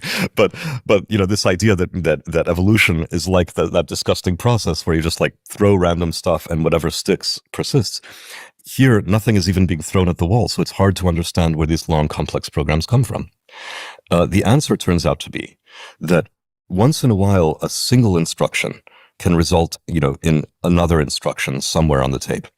And you can think of that as a very minimal reproduction. It's a reproduction of just 1 byte. And so you do have very, very weak reproduction happening right from the beginning. And once in a while, 2 bytes will wind up next to each other and will do a better job of reproducing as a group. than the individual ones. And that process is what Lynn Margulis called symbiogenesis, meaning evolution through partnership, rather than evolution through random mutation and selection. We know that, so the most famous case of symbiogenesis, which Margulis proved in 1969 had happened in order to lead to eukaryotic cells like ours, is the one where mitochondria ended up inside. They were originally free-floating bacteria, which was a radical claim at the time, and they ended up inside archaea, and that whole complex became the eukaryotic cells that we're made out of. And there have been a number of other instances of symbiosis, like when the individual cells that make up our bodies, turned into multicellular organisms, and there are a few others, that people understand well. So Margulis's claim is that symbiosis has been a huge factor in evolution, not just random mutation and selection, but even though the community has bought her story about one specific case, one specific case, you're saying mitochondria. It's far more general than that. Yes, they did not buy the story that it's far more general, and I think she was right that it's far more general. And this symbiosis story is exactly how you get big complex programs in BFF, and I believe she was right that is the main driving force behind evolution, even more so than, it's not that mutation and selection doesn't occur, but that this symbiogenesis picture is the one that leads to complex life. It's what gives evolution its arrow of time, if you like. Because you built on what is there by bringing together pieces. Exactly. And there is one other aspect of this talking about symbiogenesis, which is the fact that it requires a time direction. It clearly defines the time directions because, as you've been saying, you build something because before there were two things. You couldn't build the combined one unless there were the previous ones. Now, there is something you've been saying, which is the following, that seems to be apparently in contradiction with a common idea that anything which is driven by physics and by the second law of thermodynamics necessarily disorder flows down to a terminal state in which everything is out of order, there is no structure. I'm convinced there is something a profound misunderstanding of thermodynamics and statistical mechanics when says that. Of course, the Earth is not an isolated system where you shut everything and it might thermalize, but it's not only that. Statistics and thermodynamics doesn't say that order doesn't form. Order may form. It might be complicated how order form, but there is no contradiction between the second law of thermodynamics and the formation of order and structure. The magic is not here. The magic is elsewhere. And if you've been talking and writing about that, so the question is, there's a time direction in the Darwinian development. There's time direction in the symbiogenesis. There's a time direction in the formation of planetary sapiens. We talk about the future being different from the present.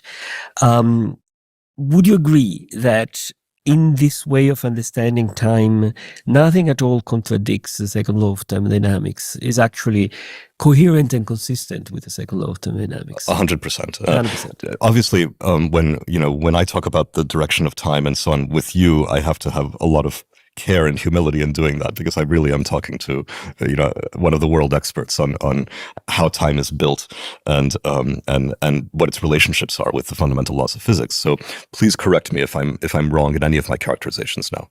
But here's my understanding. So first, the very most fundamental laws of physics that we know of, the quantum mechanics, Einstein's laws, Maxwell's equations, I know that they're not really fundamental, the field equations, are essentially time reversible. With some caveats. There's without caveats. No. Okay. So let's say they're time reversible. right? Meaning that if you watch a movie of elementary, of wave functions interacting or whatever, you wouldn't be able to tell whether you're watching it forward or in reverse. Exactly. So that's the basic reversibility of physics. Now, obviously, our experience of life is not that time is reversible. There's a very clear direction. The example that I use for illustrating that, using sort of the naive understanding of thermodynamics that many people have, is a pool table. If you have a lot of balls bouncing around, and you don't know whether you're watching that forward or in reverse, because elastic collisions, Newtonian interactions look the same either way, but then you suddenly see 15 out of the 16 balls coalesce into a triangle and the white ball shoot off. Yes. Right? Then you say, oh, that's reversed. Now you know that you're watching a pull break in reverse, right? And the reason, of course, is that suddenly you've moved into a very highly correlated state, and statistically you would expect that a thermalized state, as you put it, in which everything is decorrelated, is the norm, and there's no reason to expect, just as you wouldn't expect all the air in the room to suddenly be in one corner, you wouldn't expect this pull break. So that's at least the folk understanding of why time has this direction from order to disorder and not vice versa. The real story is more complex, of course, and if you have free energy, coming into a system, then all bets are off, which is why life is possible, is not forbidden, even by the statistical laws of thermodynamics. But there is an additional arrow of time that comes from this symbiogenetic picture too, which I think is a little more novel. And this one is, as you say, that the light bulb was invented in the 19th century for a reason. And in fact, it was multiply invented, which I find really amusing. Like there's this idea of multiple discovery or multiple invention, that any new innovation in the world seems to always get invented by a bunch of people at the same time. In the case of the light bulb, we know all about it because of the patent disputes from among a variety of different patents. Well, why then? It was everybody, telepathically connected, so they all had, no, of course not. Because the ingredients were there. The ingredients were there, right? You can't make a light bulb solves an obvious ecological need in an ecology of functions. People want light after nightfall, but you can't have a light bulb until you can blow glass, until you can make electric current, until you can draw a filament, until you can make a vacuum or a partial vacuum. So once all of those ingredients are there, they're going to engage in a symbiogenesis, in a sense, that's going to result in a light bulb. And our minds are just, if you like, the vessels where that, where those reactions can take place, where ideas combine. So that is an arrow of time, because this does, by the way, contradict a lot of classical thinking in biology. So Stephen Jay Gould, for instance, famously in the 1980s, said it's wrong to think about us as being more evolved than bacteria. We've all been evolving for the same, 3 billion years. You say, no, it's right in It's a sense, in a proper sense. Yeah. It's right. Without being, without for this being making a mistake of anthropocentrism. Exactly. I don't think it's anthropomorphic to say that we're more evolved. The bacteria that are around now are very similar to the bacteria that were around a couple of billion years ago. But also, we are made out of bacteria, and you can't have something made out of bacteria. And bacteria is not made of that. You cannot take Exactly. humans and make a bacteria. It's the other way around. Exactly. Yeah, that's very clear. So there are a number of things you've been saying here. One is the relatively simple idea, but interesting idea, that coding itself can go through a Darwinian process and build up itself and that's very credible by bringing together the idea of coding and once you realize that coding is a way of talking about life very convincing, then the Darwinian story is there. It has to be there. It's just, so it's just functional it has composition. to be there in some Exactly. way. And you're showing that it is there, in fact. That's right. But there's a deeper point you're making, which is the fascinating one, which is the way this is happening is not just, you throw random pieces of code around and one of these works, bingo. That's not the point. The point is that this happen by having small sort of functioning, so to say, codes, functioning meaning reproducing themselves, staying and being stable. And when they get together, they become more stable. That's right. And this is why you refer to Margulis, and you bring the idea to very general. So you bring complexity not by fishing randomly in a huge combinatorial space, but by combination. Yes, And which also seems implies absolutely crucial. Yes, and there's so many wonderful implications. One of them is that evolution, involves agency. Yes, so you already have pieces of life making life. Right, And life makes more life. If we look at this, just the structure of ourselves, right, there is an obvious way of reading ourselves as, organs working together, and organs are cells working together, and cells are organelles, I would say, a little piece of cell coming. So, and even at the bottom, molecules working together. In a sense, even molecules are atoms working together. Work together in which sense? In the sense that they preserve their own stability. So exactly. And that seems an extremely powerful tool for thinking about reality. I think this is that's very convincing, that if we think in these terms, we understand complexity much better. Complexity is not just, random piecing, assembling, and working thing. It's small functioning things, learning how to merge their functions in a way that becoming larger structure to then function. Exactly. I wish countries could learn this and learn how to live together rather than killing one another. Well, and now we get into some of the philosophical, and even moral or ethical implications, which do get interesting. But yeah, just to dwell a little bit on what you're saying, because I really think it's a very important point that is not appreciated. You can see that at work in something like GitHub, the collaborative coding environment. Everything that people make is a composition of other things that are already there. Oh, you mean in your business? Yeah, I mean in social, GitHub, the social coding environment that everybody checks their code into. I see. It is literally, every project imports many other projects. It's built on what others have done. It's built on what others have done. Those are the building blocks. Like that, isn't it? Yes, all technology is like that. W. Brian Arthur at the Santa Fe Institute wrote a very nice book about how all technology works the same way. By combining previous technology. By combining previous technologies, right. A spear is a combination of, a stone point, a shaft, and some sinew. Yes. And so you can't have a spear before you have the stone point. That came first, just like you can't get us without having bacteria first. So yeah, it's always combination. Yes, my uncle got one of the first patents about fax machines by taking a printer and a telephone and packing them in a single package. Exactly, and that's always how it works. Yeah, everything is a fax machine. Everything is a. You said there are even more and deeply practical application about that, and you said something interesting about game theory in this relation before to me. Can you say something about that? Yes. So, I don't believe that electrons have, models of other electrons or not much. No, I mean, or you would have to really squint hard, in order to see something like that. But once you have Turing completeness, once your systems are complex enough to be able to compute and thereby to build arbitrary models, you have a very powerful tool for symbiogenesis that wasn't there before, which is one of the reasons that you see evolution really speed up. And this tool is the ability to build arbitrary models. So, this is how, once you have cells which are quite smart, they're already quite intelligent, they can compute all sorts of functions, their ability to collaborate together is, you can meaningfully say that they collaborate together in a way that I don't think it's so meaningful to say that, two atoms collaborate to make an oxygen molecule or something. And what I mean by that is that they're modeling their internal state and they're modeling their external state. But that external state includes other instances of themselves or of some other species of bacterium.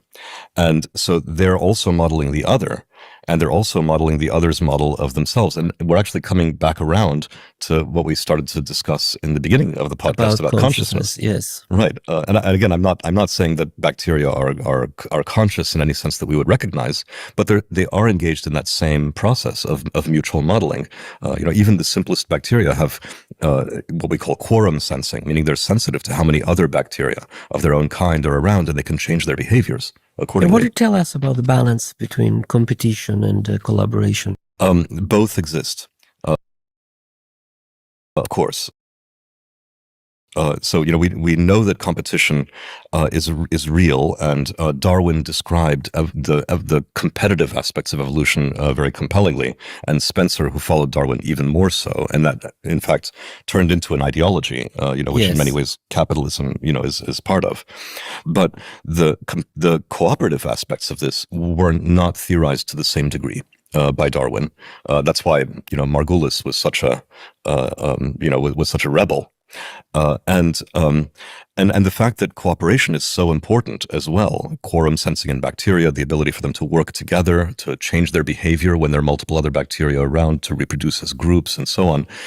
When that becomes a very powerful force too, and you start to realize how important that is, I think it really changes your perspective on competition as being the driver or the way of nature. It's a jungle out there, right? Is the colloquial saying for everybody's trying to kill you. It's a hard life. You've got to look out for number one. That's how the Mein Kampf of Hitler starts. Exactly. This picture of the jungle. Of the jungle. Which also has obviously racist overtones and all sorts of other things. But the point is, that's not what a jungle is at all. The jungle is a lot of collaboration. A ton of collaboration. I mean, you go into the jungle and there are fruits hanging off the trees. Like, yes. Right? What is a fruit? But, like a sweet treat with seeds in it that whatever eats, it's supposed to. It was designed to some good extent. Exactly. It's designed to be a dessert for you. It is literally a free bed and breakfast. Of course, things, there is parasitism, there is predation, but there is also an enormous amount of cooperation. Yes.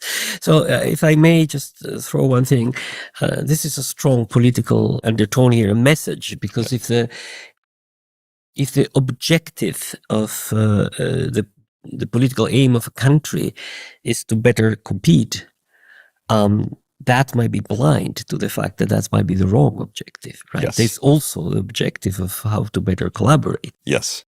Blaise, that was fantastic. Again, I find your wide-angle ideas not only fascinating, but very compelling and very clarifying. Thank you very much. Thank you for this conversation.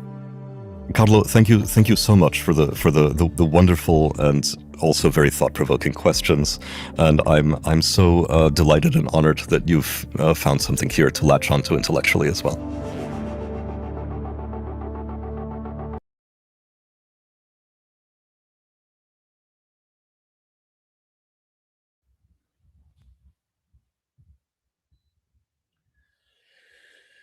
Bueno, la charla, tengo sensaciones encontradas, ¿no? Es decir, la charla me parece de primer nivel, me parece apasionante. Algo que no se le puede negar a Blaise Agüera, y por eso soy muy seguidor de él, es todo lo que te hace pensar, ¿no? Esa visión de muchas cosas con las que estoy alineado y de acuerdo, pero hay otras que sigue cayendo y repitiendo, ¿no? Es cierto que al final lo tenemos que tomar como algo en lo que introducirnos, ver, analizar, decir. Me he anotado tantísimas cosas. Bueno, aquí también tenéis preguntas. Venga, voy a contestarlas rápido. Y luego voy a ir diciendo rápidamente todo el recorrido de lo que he ido anotando cosas y que quería decir. Vamos a ver. Aquí dice Remón8408. Dice, ¿no crees que esto de darle cualidades humanas a un ente que posiblemente tenga una propia forma de procesar las cosas es reduccionista? ¿A qué te refieres? No entiendo la pregunta. ¿Cómo que reduccionista? Darle cualidades humanas. Bueno, primero que no se programa intentando darle cualidades humanas. Quizá algunas cosas sí que se vayan a hacer así, obviamente. Pero hemos llegado hasta aquí no intentando dar cualidades humanas, sino intentando replicar capacidades humanas y ante esa réplica descubrir verdad, paradigma, preguntas que nos llevan a nuevos estados de conciencia y de evolución. para mí no es algo reduccionista, es algo esencial que lleva el mismo sistema en el que estamos sumergidos y al que conectamos, ¿no? Y en esencia, pues conecta con ese propósito. Aquí Blaise Agüera habla de muchísimas cosas con las que estoy de acuerdo, ¿no? Cómo emerge el propósito, cómo se conecta, cómo podemos adivinar determinadas cosas que están en lo más esencial de la realidad, de la vida, de la inteligencia, de la conciencia, ¿no? Y para mí no es reduccionista, para nada. Al contrario, es, como diría Demis Hassabis, milagroso. No sé si alguna vez has hablado de el experimento de Ren Peoch, del francés. Sí, bueno, he hablado alguna vez. Es un experimento muy interesante del robot y los pollitos y la conexión definitivamente realidad, ¿no? Y sí, tiene mucho que ver, creo mucho en ello, ¿no? Es decir, cómo nosotros a través de la mente creamos esa realidad y hacemos que, como ha dicho también en un momento Blaise Agüera, hacemos que la profecía se convierta en real, ¿no? Entonces, ¿qué diferencia existe entre lo que uno cree, entre los ingredientes y el resultado? Pues poca o ninguna. Sobre contactar conmigo, bueno, he puesto la dirección de correo electrónico, pero podéis también contactar por LinkedIn, por Instagram, por X, placidodomenech o xHUB.AI, enviar un mensaje y os paso el enlace de Discord. Da para muchísimo, me gustaría darle como una respuesta como mucho más formal, así que voy a dársela pues como si fuera una conversación entre amigos, ¿no? Me ha venido a la mente en algunos momentos de la conversación que, como habéis visto, he decidido no interrumpir porque era una charla muy, muy interesante. Bueno, lo del lápiz y en los pies, bueno, me he quedado loco. Me he quedado loco. Es decir, se le va a pinza al tío este con lo del lápiz. Pero bueno, no tiene importancia. Es una anécdota friki, un poco escatológica, pero bueno. Me ha venido a la mente Peter Kingsley con Los oscuros lugares del saber y también John C. Lilly, ¿no? Que fue, bueno, un médico neurocientífico y autor de un libro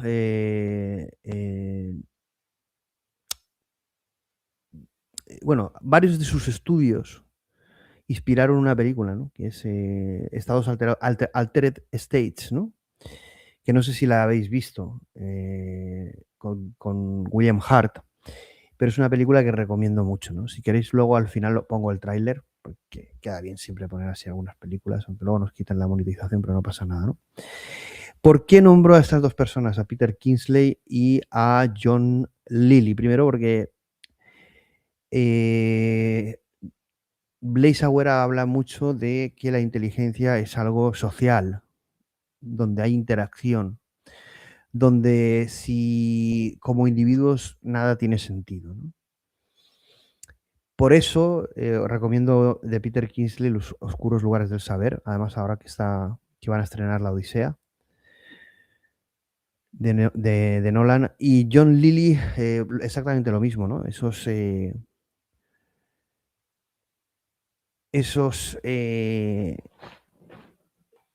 ¿Cómo se llaman? A ver, porque él creó unos espacios tanques de aislamiento. No me salía la palabra, ¿no? Creó unos tanques de aislamiento sensoriales para, de alguna manera, decir, bueno, ¿qué pasa cuando el ser humano está totalmente aislado de cualquier tipo de interacción con la realidad, con otro ser humano, etcétera, ¿no? Y claro, esto rompería toda la fenomenología y todo lo que cuenta Peter Kingsley, histórico, y todo lo que cuenta y experimenta John C. Lilly y otros, que por cierto hay una entrevista en YouTube de John C. Lilly que es auténticamente oro puro. Estoy por traducirla y subirla al canal, como he hecho con algunas otras, como hice con la de Michael Bolton. Y rompería o llevaría la contradicción a cosas que dice Blaise Agüera, ¿no? Yo veo a Blaise Agüera alguien brillantísimo que introduce y da coherencia a cosas de una forma brillante, integra cosas de forma brillante, pero está muy obsesionado con determinados temas y hace un reduccionismo y una dogmatización absurda, absoluta, y que dice poco y daña pues las partes más brillantes, ¿no? Pero bueno, una pincelada ahí de estas dos personas, Peter Kingsley y John D. Lilly. Habla de un tema, dice, no, fijaos cuando habla de Turing, que dice, no, llevar temas mentales a la computación. No, bueno, temas mentales. La inteligencia, bueno, sí es un tema mental, pero la mente es algo mucho más complejo, ¿no? Es como que tiene una narrativa que él va cogiendo cosas, el 90% es coherente, pero añade cosas que él va utilizando y hace el pastel y el ingrediente como él quiere, y eso no es muy riguroso en ese sentido, ¿no? La simulación de cerebros de Turing, bueno, vamos a ver, si aún estamos analizando o desgranando, decodificando el cerebro y no nos ponemos de acuerdo, ¿no? Ordenador, emisor, receptor, PRIVAM, realidad no local, volvemos otra vez a lo mismo, ¿vale? Software, hardware, ¿dónde está la conciencia, emergencia? Entonces, a ver, esto de llevar a Turing y decir que estaba simulando cerebros, hombre, puede ser el origen. Claro que puede ser el origen, vamos, como la codificación binaria también puede ser el origen de la simulación del cerebro o otro descubrimiento, pero bueno, es que volvemos otra vez a lo mismo, ¿no?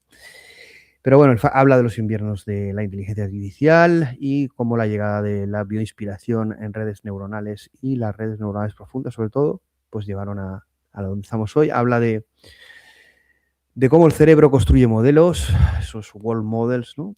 Y cómo, en definitiva, esa modelización, esa construcción de modelos del cerebro nos lleva a la computación. Modelización es computación, pero yo diría que la modelización requiere de computación e información. Ahí él intenta igualar, no sé si es porque, pero bueno, no hay por dónde cogerlo, computación e información. Computación no es el software, bueno, aquí lo he puesto yo, ¿no? Es decir, vamos a ver, la computación no es el software, el software sería la información, el código, bueno, ni siquiera el código, ¿no? Bueno, el código, sí. Entonces la computación no sería, sería el hardware, aquello que hace que se ejecute, ¿no? Que sea un proceso, como él dice, que sea la información sea de Kolmogorov y no de Shannon, ¿no? La palabra, en definitiva, la computación no es el software. La palabra no es la palabra, ¿no? Lo que he puesto aquí, confunde la sartén con el huevo, sí. Es decir, es que no sé por qué. Yo a veces cuando veo este tipo de cosas, no lo sé. Tampoco pretendo yo aquí ser... Yo solo pretendo con esto que aquello que pueda pensar os pueda hacer pensar aún más y que vosotros mismos investiguéis con lo que dice Blaise, con lo que digo yo, y que penséis por vosotros mismos y saquéis vuestras propias conclusiones, ¿no? Aquí lo último que buscamos es dogmatizar, pero también tampoco caer en esa simplicidad y saltos lógicos que Blaise constantemente realiza, ¿no? Pero en el libro y en varias entrevistas siempre suele hacer lo mismo, ¿no? En el tema de la evolución, que siempre, claro, para que suceda lo que sucede, lo dice el entrevistador, a ver, tienes que saber algo, es decir, no podemos tener un sistema aislado, necesitamos de información externa para poder...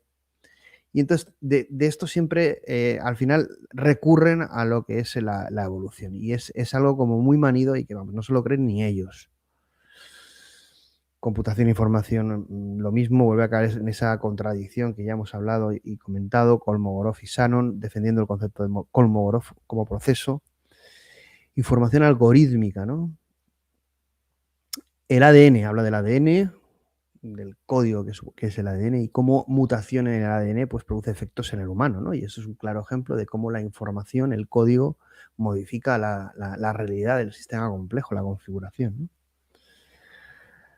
Shannon no es computacional, Kolmogorov sí, proceso. John von Neumann, luego empieza a hablar de John von Neumann y de cómo tanto Turing como John von Neumann pues al final acuden a hablar de biología, como hace Schrödinger en su libro ¿Qué es la vida?, con la portada del pollito, y que él recoge ese mismo título, ¿qué es la vida?, para luego decir, pues eso, qué es la inteligencia y también qué es la vida, ¿no?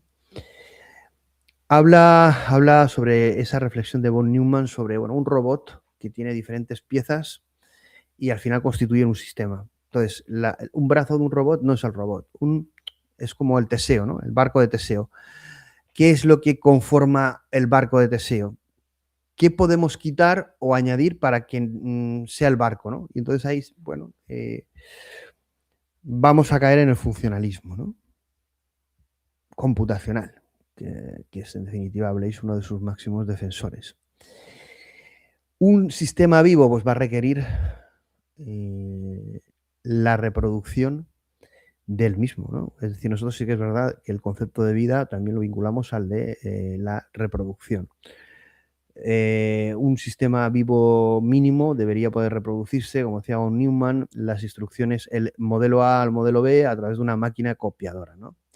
Entonces eso es lo que tiene que tener un sistema de vida, que pueda copiarse y replicarse. ¿Se está replicando o puede replicarse la inteligencia artificial? Sí.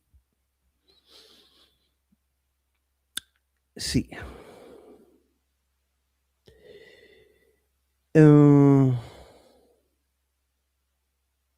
Entonces le consideramos un ser vivo.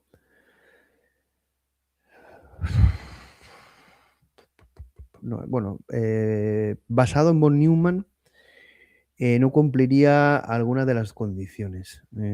¿Cuál es la que no cumple? Pues está diciendo, a ver, hay algunas cosas entre calor que hace, vida, requisitos. Vamos a ver. No cumple. Deben cumplir con 3 requisitos básicos. Un código de instrucciones que contenga el algoritmo. Vale, lo tendríamos. Un constructor universal, una máquina capaz de manipular la materia para ensamblar la copia. Bueno, en este caso la información sí. Capaz de duplicar el código mismo. Pero es verdad que luego...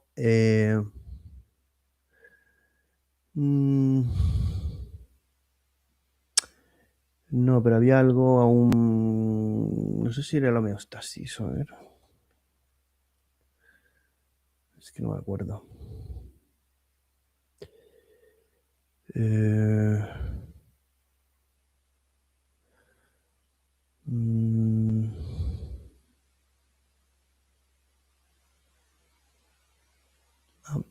La homeostasis, ¿no? Autorregulación activa, adaptación al entorno, resistencia a la entropía. Bueno, pues el LLM pues cumpliría muchos de los requisitos. Claro, porque una cosa, vida e inteligencia serían conceptos. Pues podríamos hacernos la pregunta. Además he publicado esta tarde,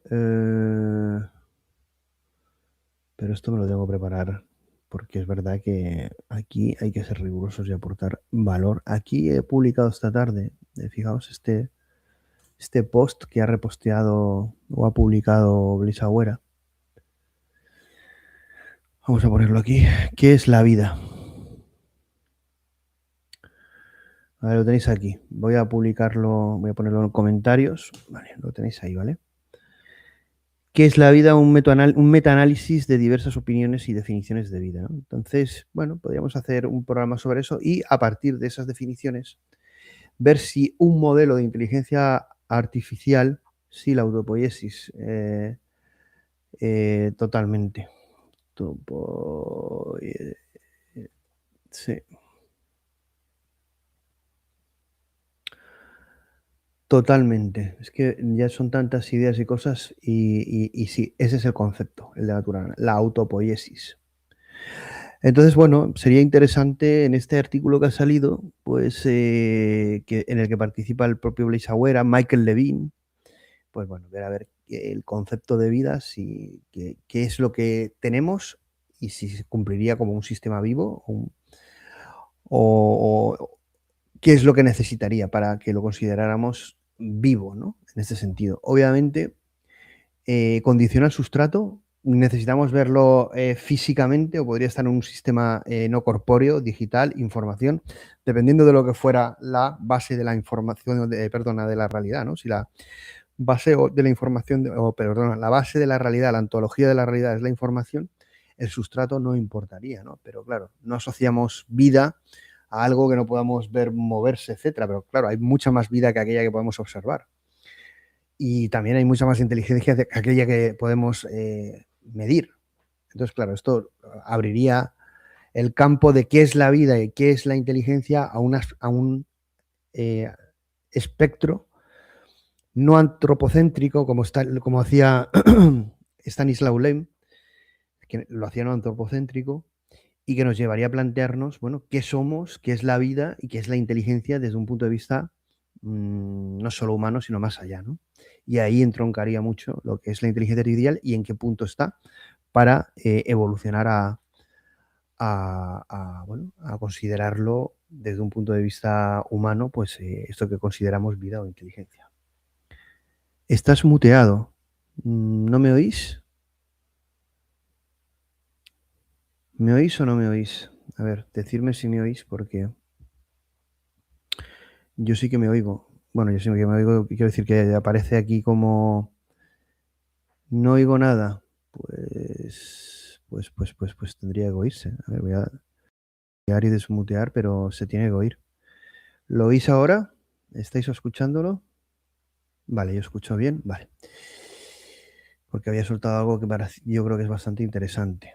Vamos a seguir. Un segundo, suelto aquí. Vale. Computación es vida. Bueno, yo no lo diría tan así. Yo diría que para la necesidad de vida en esta simulación necesitamos de la computación, obvio. Y que la vida tiene que ser computacional. Bueno, esa definición de vida en la simulación sí. ¿De acuerdo? Otra cosa sería conciencia o trascendencia, la no localidad, etcétera, que tiene que ver con la conciencia, ¿no? Y que va más allá de la vida.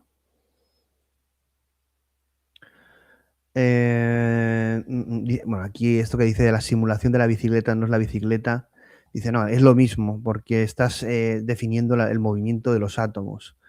A ver, yo entiendo lo que quiere decir, pero es un reduccionismo para llevarlo todo a un funcionalismo computacional que me parece demasiado el salto, ¿no? El riñón es computación, información, vida, inteligencia, conciencia, consciencia. Funcionalismo, ¿no? Bueno, aquí habla del tema de la función, da igual el sustrato, habla de los LLM, si entienden o no ese concepto de dualidad. El tema de AGI, bueno, el tema de AGI es interesante, él ya comenta que sí, que estamos en una AGI, que hubiera sucedido si hubiéramos llevado estos LLMs, estos modelos de inteligencia artificial hace 10 años. Todos hubiéramos firmado que era una AGI ya, ¿no? Y bueno, van a hacer el chiste que hace, a ver, el cofundador de, los nombres se me van. Steve Wozniak, ¿vale? Steve Wozniak es la broma esta del café, es de él, y dice, bueno, la inteligencia artificial será una AGI cuando me haga el café, ¿no? Pero bueno, pues la emplean aquí también.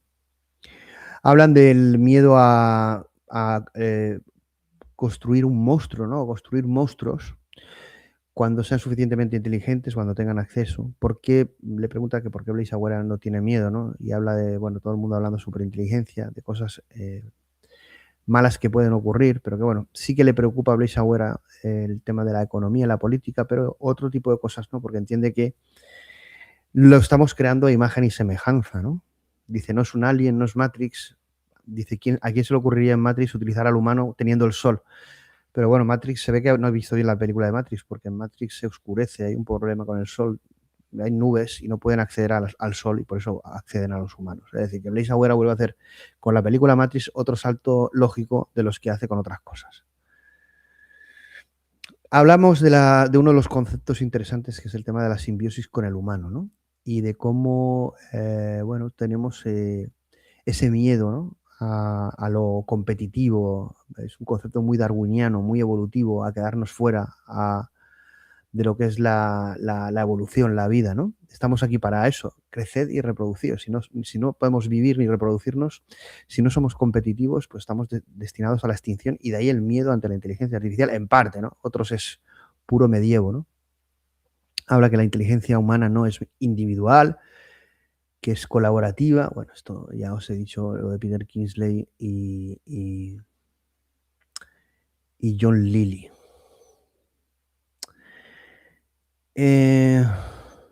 Bueno, habla también de que tenemos que ser modestos, humildes y analizar todo lo que está ocurriendo. Y el concepto de simbiogénesis es muy interesante. Habla del experimento BFF, que es muy interesante, ¿no? Para entender la ontología de la realidad y de lo que subyace. Casi que iríamos a esa realidad platónica, donde el propósito casi mismo de la naturaleza es reproducirse, ¿no? Lo que persiste. Nada que no persista es, ¿no? Está en la propia esencia de la naturaleza, ¿no? La reproducción, los contrarios, la perpetuación, ¿no? La simbiogénesis habla de esa perpetuación, de un mecanismo de poder dos especies o sistemas integrarnos, ¿no? Combinarnos. Y bueno, eso es lo que puede suceder, que nos integremos, los humanos y las máquinas, ¿no? Porque en definitiva somos lo mismo, tecnología o emergencia a propósito de un sistema con un código subyacente, que eso es de lo que no habla Blaise Agüera, ¿no? Es decir, que hay una primera capa que sí que comparto mucho con él, que es la local, pero no quiere profundizar más allá y él lo reduce, ¿no? Lo hace absoluto y no tiene sentido. Toda la relación con la física, con la segunda ley de la termodinámica, pero ya es que le dicen algo clave y no entra. Dice, la magia está en otro sitio. Obviamente, porque al final es el por qué. No, es todo arbitrariedad. Bueno, habla una cosa muy interesante de la reversibilidad del tiempo. Esto es muy de Wolfram.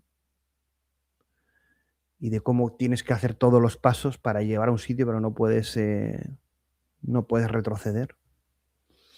Habla de los ingredientes, ¿no? De esto de los inventos, cómo en definitiva las cosas suceden porque es como que emergen porque están los ingredientes y es como que el sistema complejo va calculando y va emergiendo, ¿no? Y cada vez... ¿Y qué es lo que emerge? Pues emerge el propósito, el código, el programa que se ejecuta. ¿Y cuál es el programa? Pues el de la evolución, el de la búsqueda de verdad, el de ser Dios como concepto. No lo llevéis más allá si no queréis. Todo el tema de la complejidad y la combinación, que la evolución requiere agencia. Realidad, complejidad, no es aleatoriedad, funcionalidad y propósito. Eso es clave, ¿no? No es aleatoriedad, funcionalidad y propósito. Yo aquí he puesto algo porque él sí que hace referencia luego. Bueno, esto es más filosófico, ético, moral. Si vemos escrito en la arena una frase, ¿qué es lo que pensamos? ¿Qué es la colaboración de la arena escribiendo o que hay algo que ha hecho que en la arena se dibuje la frase? Es obvio.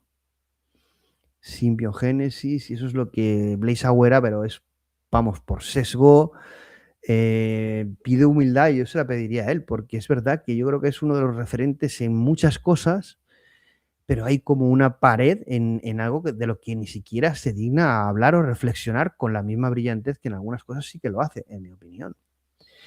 Habla de Markov, de esos estados internos, externos, inferencia activa, Carl Friston, ¿no?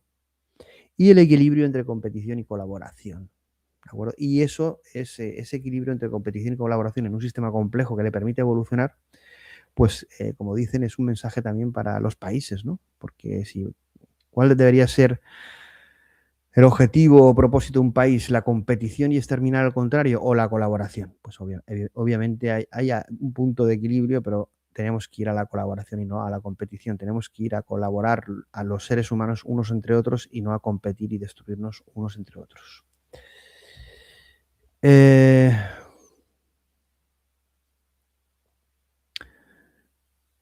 Y se te escucha bien. Dice, esto es una ventana de Overton de la inteligencia artificial. En cuanto llegamos a un punto de AGI, movemos el marco. No, yo creo que, bueno, ya hicimos un programa que dijimos que la semilla de la AGI estaba en GPT-4o. Hicimos un programa al respecto.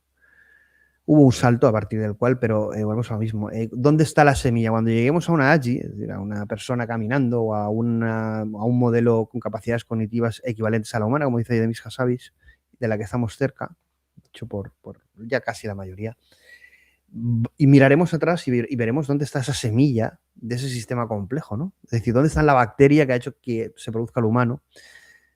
Y bueno, se investigará y se dirá, mira, aquí han estado estos saltos aquí cuantificados, pues nos llevaron aquí, a realmente donde estamos. Ahora mismo no somos capaces, ¿no? No tendremos esa perspectiva porque estamos, yo creo que en el dibujo. Estamos en el mapa, en el territorio, y no somos capaces de elevarnos para dibujar el mapa y entender exactamente qué es lo que está ocurriendo. Pero sí, se hace mucho. Cuando se llega a un punto de AGI dirán qué, hasta que, bueno, llegará un momento que va a caer por su propio peso. No habrá excusa, no. Iremos a un funcionalismo puro y duro. Algo científico, pero la ciencia tendrá que abrazar una cosmovisión más amplia desde la humildad, como pide Blaise Agüera, ¿no? Me ha parecido una charla buenísima, en la que me ha apasionado como me ha cabreado, porque hay cosas que me encantan de Blaise Agüera, pero hay cosas que es verdad que no, independientemente de lo del lápiz y lo del pie. Bueno, chicos, 2 horas. Os recomiendo su libro. Yo os he dicho, estoy leyendo. Gracias por acompañarme. Mañana, si no pasa nada, también habrá programa, pero a las 3:30, 4:30, no sé cuál. La semana que viene también empezaremos a hacer debates y X-Talks. Pero bueno, de qué es la vida y ver si los modelos actuales de IA pueden ser considerados sistemas vivos o qué es lo que faltaría, es interesante, ¿no? A partir del paper que hemos puesto y lo que hemos comentado hoy. Gracias por acompañarme. Nos vemos mañana. Poned el like y que es gratis, y comentarios o lo que queráis.